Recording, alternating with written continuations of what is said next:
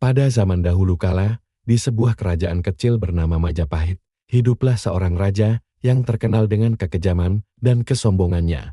Namanya adalah Raja Jayabaya, penguasa yang sangat ditakuti oleh rakyatnya. Pertapa itu membawa sebuah batu ajaib yang konon dapat mengabulkan segala keinginan. Tanpa berpikir panjang, Jayabaya langsung merebut batu itu dari tangan sang pertapa. Ia mengusir pertapa malang itu dari istananya dengan kasar. Meskipun ia memiliki kekuasaan yang besar, Jayabaya selalu merasa kurang dan haus akan kekuatan yang lebih. Pertama, dia mencuri persembahan para dewa dari candi-candi suci. Makanan dan minuman para dewa ia ambil untuk dinikmati sendiri. Ia selalu merasa haus, namun tak bisa minum air sungai yang mengalir di sekelilingnya. Ia menyesali semua perbuatan jahatnya. Namun sudah terlambat, kutukan para dewa tak bisa diubah. Tanpa pemimpin, rakyat menjadi kacau dan saling berselisih hingga suatu hari. Muncullah seorang pemuda bernama Raden Wijaya. Ia adalah keturunan bangsawan yang selama ini bersembunyi dari kekejaman Jayabaya. Kisah Raja Jayabaya pun menjadi peringatan bagi semua orang tentang bahaya kesombongan dan keserakahan. Setiap kali ia mencoba menunduk untuk minum, air sungai itu surut menjauh. Jayabaya juga selalu merasa lapar, namun tak bisa memetik buah-buahan dari pohon yang tumbuh di tepi sungai. Para dewa yang melihat ketulusan hati Raden Wijaya akhirnya luluh. Mereka mengubah kutukan Jayabaya. Batu itu tetap berada di tengah sungai, namun kini air sungai bisa menyentuhnya. Para orang tua sering menceritakannya kepada anak-anak mereka sebagai pelajaran moral. Ia melakukan ritual khusus di sana, memohon kebijaksanaan dalam memimpin kerajaannya.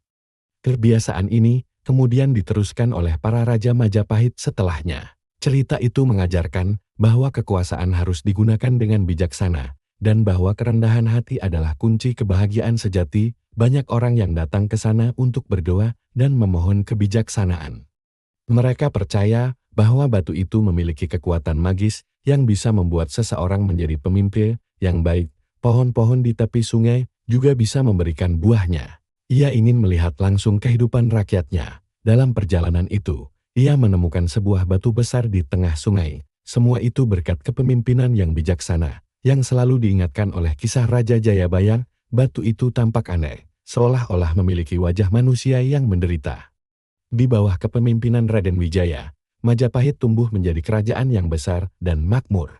Kesombongan dan keserakahan hanya akan membawa kehancuran. Sebaliknya, kerendahan hati dan kebijaksanaan akan membawa kemakmuran bagi diri sendiri dan orang lain. Namun kita semua memiliki kesempatan untuk menjadi pemimpin dalam lingkup kecil kita. Sudahkah kita menggunakan kemampuan dan kesempatan yang kita miliki untuk kebaikan orang lain? Atau justru kita terjebak dalam kesombongan dan keserakahan? Menjadi pengingat abadi tentang pentingnya kerendahan hati dan kebijaksanaan dalam menjalani hidup. Semoga kita semua bisa menjadi seperti Raden Wijaya, pemimpin yang adil dan bijaksana dalam lingkup kecil maupun besar, entah itu di keluarga, di tempat kerja, atau di masyarakat. Kisah ini mengingatkan kita untuk selalu menggunakan kesempatan itu dengan bijaksana. Setiap kali ia mengulurkan tangan, dahan-dahan pohon itu bergerak menjauh. Ia selalu mengingatkan dirinya dan rakyatnya untuk tidak jatuh dalam kesombongan. Raden Wijaya memerintah dengan adil dan bijaksana, mengutamakan kesejahteraan rakyatnya. Seorang tetua desa kemudian menceritakan kisah Raja Jayabaya yang dikutuk menjadi batu. Mendengar cerita itu, Raden Wijaya merasa iba. Meskipun Jayabaya pernah berbuat jahat, ia tetaplah manusia yang bisa berbuat salah. Ia merasa bersyukur atas kebaikan Raden Wijaya dari dalam batunya. Jayabaya berjanji akan selalu mengingatkan setiap orang yang melewati sungai itu tentang bahaya kesombongan. Suatu hari, seorang pertapa tua datang menghadap Raja Jayabaya. Ia mengungkapkan ritual-ritual sakral yang seharusnya hanya diketahui oleh para pendeta. Tindakan ini menurunkan wibawa para dewa di mata rakyat. Dengan batu ajaib di tangannya, Jayabaya merasa menjadi manusia paling berkuasa di dunia. Ia mulai melakukan hal-hal yang melampaui batas kemanusiaan. Dalam kegilaannya akan kekuasaan, ia ingin menguji apakah para dewa benar-benar maha tahu. Jayabaya membunuh Sekartaji, lalu memasak dagingnya dan menyajikannya dalam pesta besar di istana. Kedua, Jayabaya membocorkan rahasia-rahasia suci para dewa kepada rakyatnya. Batara Guru, pemimpin para dewa, turun ke bumi untuk menghukum raja yang kejam itu dengan kekuatan duanya.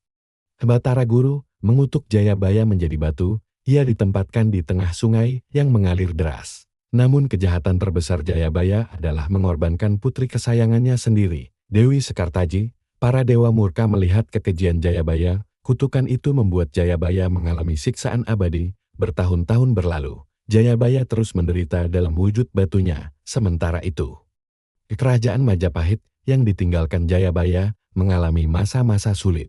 Raden Wijaya berhasil menyatukan kembali rakyat Majapahit. Dengan kebijaksanaannya, ia membangun kembali kerajaan yang sempat hancur. Namun Raden Wijaya tak pernah lupa akan kisah Raja Jayabaya. Suatu hari, Raden Wijaya mengadakan perjalanan ke pedalaman kerajaannya. Raden Wijaya bertanya kepada penduduk setempat tentang asal-usul batu itu. Dengan kerendahan hati, Raden Wijaya berdoa kepada para dewa. Ia memohon agar kutukan Jayabaya diringankan. Meskipun masih dalam wujud batu, Jayabaya kini bisa merasakan kesejukan air dan nikmatnya buah-buahan. Kisah Raja Jayabaya dan Raden Wijaya pun menjadi legenda di kerajaan Majapahit. Raden Wijaya sendiri selalu mengunjungi batu Jayabaya setiap tahun. Bertahun-tahun berlalu, kerajaan Majapahit tumbuh menjadi salah satu kerajaan terbesar di Nusantara. Kemakmuran dan kedamaian mewarnai kehidupan rakyatnya. Hingga kini, konon batu Jayabaya masih bisa ditemukan di sebuah sungai di Jawa Timur. Kisah Raja Jayabaya dan Raden Wijaya mengajarkan kita bahwa kekuasaan adalah amanah yang harus dijaga. Dalam kehidupan sehari-hari, kita mungkin tidak memiliki kekuasaan sebesar raja. Mari kita renungkan, apakah kita lebih mirip Raja Jayabaya yang sombong atau Raden Wijaya yang bijaksana? Seperti batu Jayabaya yang terus mengingatkan setiap orang yang melewatinya, kisah ini pun akan terus hidup dalam ingatan kita.